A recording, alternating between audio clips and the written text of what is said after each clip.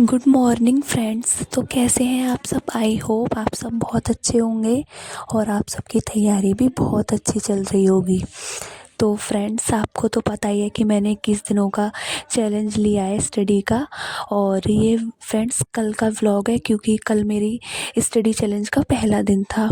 तो फ्रेंड्स, जैसे आपको पता है कि कल संडे था और सब लोग छुट्टी पे थे, सब लोग घर पर ही थे। तो मैं उठ गई थी 5 बजे और मैं उठने के बाद सीधा नहाने चली गई थी, क्योंकि मैंने सोचा कि मैं आज नहा के ही पढ़ने बैठ जाती हूँ, क्योंकि सब लोग सो रहे थे और सब लोग लेट उठने वाले थे। तो मैंने सोचा कि मैं 2-2.5 घंटे की पढ़ाई अच्छे से कर पाऊँगी। और नहाने के बाद मैं आ गई थी फ्रेंड्स लिटरेचर पढ़ने को। और जैसा कि मैंने आपको बोला था कि मेरी कुछ लिटरेरी टर्म्स बची हुई हैं, तो फ्रेंड्स मैं 10 लिटरेरी टर्म्स कंप्लीट करूँगी अभी। और उसके बाद मैं वोकैब करूँगी, या फिर मैं मैथ का एक टॉपिक है टाइम एंड वर्क, उसको कंप्लीट करूँगी।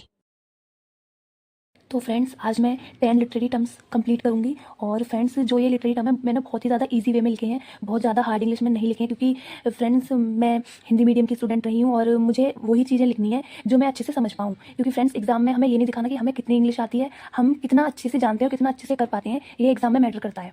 तो फ्रेंड्स, मेरी पहली लिटरेरी टर्म है allusion. Allusion friends previous exam में कई बार पूछी गई है और ये बहुत ही ज़्यादा इंपॉर्टेंट लिटरेरी टर्म है। An indirect or passing reference to an event, person, place or another work of literature of part।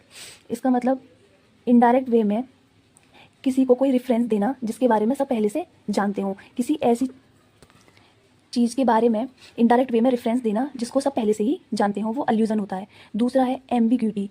Ambiguity और fallacy of ambiguity is a word, phrase और statement which contain more than one meaning. Ambiguity का मतलब होता है कि वहाँ पे कोई ऐसा फ्रेज होता है या स्टेटमेंट होती है जिसके एक से ज़्यादा अर्थ होते हैं, तो वहाँ पे वो हमें समझ में नहीं आती कि एक्चुअल में ये किसके लिए बोला जा रहा है। तो हम इसको अस्पष्टता या अनेकार्थता से भी समझ सकते हैं। Analogy. Analogy comparison between two thing that are otherwise unlike. किसी दो चीज़ों के बीच जब कंपैरिजन होता है तो वहाँ पे एनालॉजी होता है, जैसे इसको हम समानता भी बोल सकते हैं। एनाफोरा। इन राइटिंग और speech the deliberate repetition of first part of a sentence in order to achieve an artistic effect is known as anaphora. Anaphora जब किसी सेंटेंस का जो फर्स्ट पार्ट होता है वो रिपीट होता है, जैसे हम पोइट्री पढ़ते हैं और जो पोइट्री में 4 लाइन हो और चारों लाइन में जो फर्स्ट पार्ट हो वो सेम ही हो, फर्स्ट पार्ट का रिपीटेशन हो, तो उसको एनाफोरा कहते हैं। Anastrophe. Anastrophe a literary device where in the order of the noun, objective और object, subject and verb order in a clause और in the sentence is exchange. Anastrophe का मतलब होता है कि जब हम कोई सेंटेंस पढ़ते हैं तो सेंटेंस में पहले सब्जेक्ट, फिर वर्ब और फिर ऑब्जेक्ट होता है, लेकिन एनाफोरा में सब्जेक्ट, वर्ब और ऑब्जेक्ट का जो प्लेस होता है वो एक्सचेंज हो जाता है। सब्जेक्ट के स्थान पे कभी वर्ब आ जाता है या ऑब्जेक्ट आ जाता है, मतलब जो भी आपस में ये अपनी प्लेस को चेंज कर लेते हैं, तो वहाँ पे एनास्ट्रोफी होता है। Anecdote. Anecdote is short story and interesting story और an amusing event often proposed to support और डिमोन्स्ट्रेट। एनेक्डोटे एक शॉर्ट और इंटरेस्टिंग स्टोरी होती है, जो छोटी स्टोरी होती है, चुटकुले भी हो सकते हैं, या कोई ऐसी चीज़ जो किसी एक इवेंट के बारे में हो, किसी एक इवेंट को सपोर्ट करना चाहती हो, उस इवेंट के बारे में बहुत छोटा सा रूप उस चीज़ का, वो होता है एनेक्डोटे। Angry young man. तो angry young man is represented a post 1950 rebel making a vocal protestant against cultural snobberies. जो एंग्री यंग मैन का लिटरेरी डिवाइस है ये 1950 में बनाई गई थी, क्योंकि जो एंग्री यंग मैन होता है वो एक प्रोटेस्टेंट होता है, लेकिन वो जो सोशल कल्चर होता है उसके बिल्कुल अलग जाके होता है। वो एक प्रोटैगनिस्ट होने के साथ साथ बहुत ही ज़्यादा एंग्री होता है। Antagonist. An antagonist is a character group of character, institution or concept that stand in or represent a position against the protagonist must contain। Antagonist, हम एंटागोनिस्ट को विलेन भी बोल देते हैं। ये एक कैरेक्टर हो सकता है या एक बहुत सारे कैरेक्टर का ग्रुप जो प्रोटैगनिस्ट के खिलाफ होता है, यानी हीरो के खिलाफ होता है, हम एंटागोनिस्ट को विलेन भी बोल सकते हैं। Aside. Talk to oneself, few word or a short passage spoken in an undertone or to audience that the other actor are not supposed to hear। Aside. Aside का मतलब बगल में। इसको हम ऐसे ट्रिक से भी समझ सकते हैं कि टॉक टू वन सेल्फ यानी खुद से बात करना, या कभी हम जब स्टेज पे प्ले परफॉर्म होता है तो हम देखते हैं कि जो कैरेक्टर है वो अपने आप से कुछ बातें कर रहा होता है, वो हमें सुनाई देती हैं, लेकिन वो इस तरीके से बोलता है उसको ये लगता है कि उससे कोई नहीं सुन रहा, यानी वो खुद से ही बातें कर रहा होता है। Attitude. In literature, the term attitude can be referred as perspective or tone of writer he adopt in a certain work. Attitude का मतलब होता है कि जो राइटर है वो किस पर्सपेक्टिव से इस चीज़ को लिख रहा है या उसकी क्या टोन है अपने वर्क में। तो फ्रेंड्स, आज मैंने ये लिटरेरी टर्म्स कंप्लीट करी हैं और ये मुझे बहुत अच्छे से याद हैं। तो फ्रेंड्स, लिटरेरी टर्म्स और इंग्लिश लिटरेचर के कुछ क्वेश्चन रिवीजन करने के बाद मैं चली गई थी किचन में काम करने, और मैंने वो वीडियो शूट नहीं करा था क्योंकि मुझे टाइम नहीं मिलता किचन का वीडियो शूट करने का। तो फिर मैं सेकंड स्लॉट में आ गई थी फ्रेंड्स वो कैब तैयार करने। तो फ्रेंड्स, जहाँ से मैंने बैच परचेज़ कराया वहाँ पर हमें इतनी सारी PDF ऑलरेडी मैम ने हमें दी हुई हैं, लेकिन फ्रेंड्स मैंने कई बार इनको याद करा है, लेकिन पता नहीं मुझसे ये अच्छे से याद नहीं हो पाती और मुझे समझ में भी नहीं आती हैं। तो फ्रेंड्स, मैंने यूट्यूब पे जयदीप सर की वीडियोस देखी थी, तो उनमें उन्होंने 60 क्लास की उनकी एक प्लेलिस्ट है जिसमें उन्होंने वोकैब को बहुत अच्छे से समझाया है। तो फ्रेंड्स, मैं वहीं से मैंने टारगेट बनाया कि मैं डेली वोकैब की उनकी एक क्लास करूँगी, क्योंकि फ्रेंड्स वो एक वर्ड के कम से कम हमें एंटोनिम और सिनोनिम लगा के 20 से 25 वर्ड कराते हैं, और वो इतना अच्छे से कराते हैं कि मुझे उनकी वीडियो बहुत ज़्यादा पसंद आती है। और फ्रेंड्स, मैंने सोचा है कि मैं उनकी जो इंग्लिश वोकैब वाली बुक है मैं उसको भी परचेज़ करूँगी, और वो मुझे बहुत ही ज़्यादा बेनिफिशियल होने वाली है अदर एग्ज़ाम्स के लिए भी। तो फ्रेंड्स, आज मैंने ये वर्ड मीनिंग पढ़ी थी, तो ये है इम्बेलिश। इम्बेलिश का मतलब होता है फ्रेंड्स सजाना, या जब हम किसी को कोई बात बोलते हैं बढ़ा चढ़ा के मिर्च मसाला लगाना, हम इसको इम्बेलिश बोलते हैं। इसके सिनोनिम है friends enhance, garnish, decorate, amplify, deck, adorn, ornament, caparison. और फ्रेंड, इसके एंटोनिम है deface.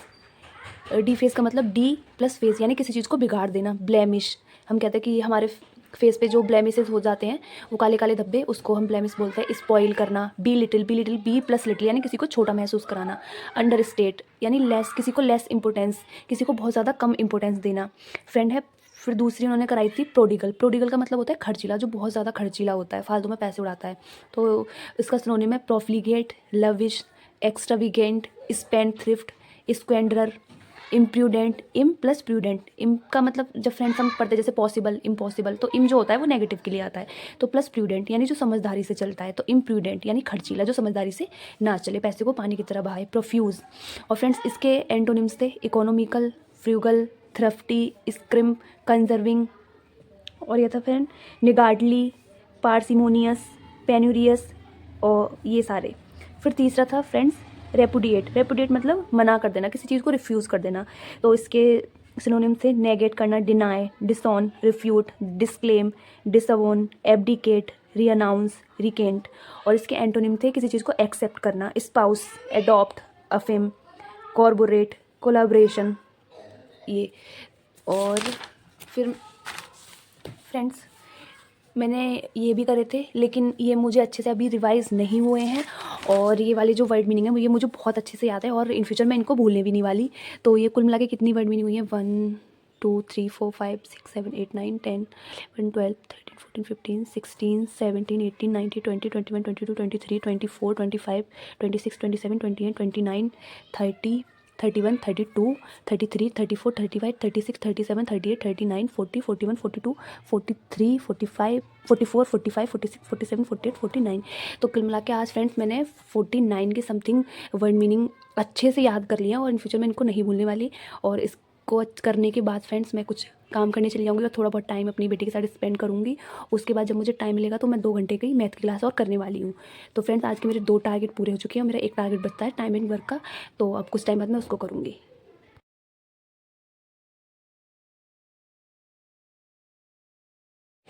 Friends, second slot complete करने के बाद मैं फिर घर के काम करने चली गई थी, जो मेरे घर के काम बचे हुए थे, और उन सारे काम को निपटाने के बाद मैं फिर से आ गई हूँ अपना मैथ पढ़ने। और मैथ में मैं जैसे बताई थी आपको, मैंने टाइम एंड वर्क मुझे करना है आज, तो मेरी 3 टाइम एंड वर्क की जो क्लास थी वो 3 थी, और मैंने उन्हें अच्छे से किया फ्रेंड, और उनकी प्रैक्टिस भी करी। और जब मैं कल दूसरा टॉपिक करूँगी मैथ का, तो मैं इस वाले की पहले प्रैक्टिस करूँगी। और फ्रेंड्स, जब भी आप मैथ करो, मैथ का जो भी टॉपिक आप करो, उसमें आपको प्रैक्टिस बहुत करनी है, क्योंकि फ्रेंड्स जब तक आप प्रैक्टिस नहीं करोगे आप चीज़ों को नहीं याद रख पाओगे।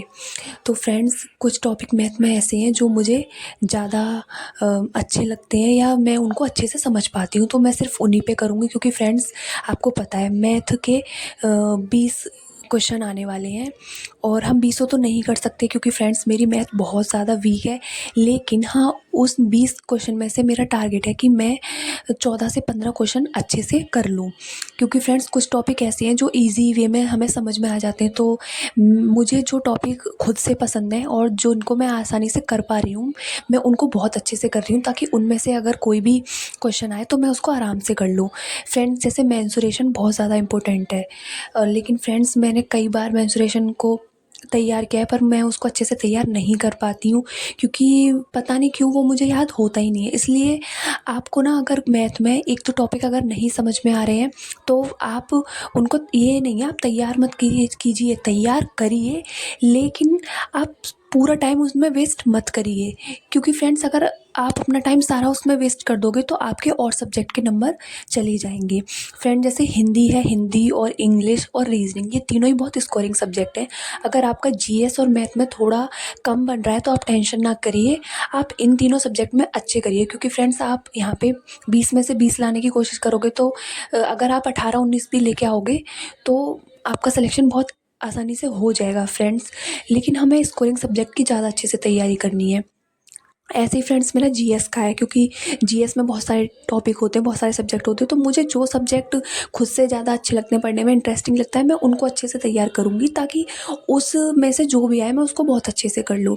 और मैथ में भी मेरा सेम है, मैथ में भी मैं वही अच्छे से करूँगी जो मुझे अच्छे से समझ में आता है। जो टॉपिक मुझे मैं 1-2 बार करूँगी, जो टॉपिक मुझे 1-2 बार करने के बाद भी नहीं समझ में आ रहे, तो मैं उनमें ज़्यादा टाइम वेस्ट नहीं करूँगी। क्योंकि फ्रेंड्स अगर मैंने इधर ज़्यादा टाइम वेस्ट करा तो मेरा जो स्कोरिंग सब्जेक्ट है वो मेरा पीछे रह जाएगा।